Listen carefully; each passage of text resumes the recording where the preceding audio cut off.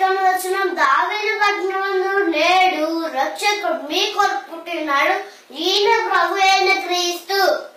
యేసు ఎందుకు పుట్టాడు? మన పాపాల నుంచి విడిపించి పరలోకం చేర్చడానికి పుట్టాడు. యేసు ఎందుకు ఈ లోకంకి వచ్చాడు?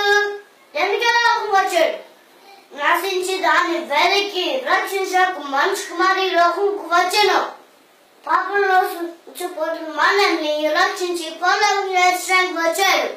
క్రిస్మస్ అంటే క్రీస్తు, మాస్ అంటే ఆరాధన, క్రీస్తు ఆరాధన.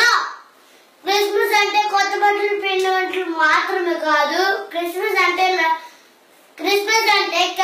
కేక్ కటింగ్, క్యాండిల్ లైట్స్ మాత్రమే కాదు. క్రిస్మస్ అంటే డాన్స్లు లైటింగ్లు మాత్రమే కాదు. క్రిస్మస్ అంటే తినడం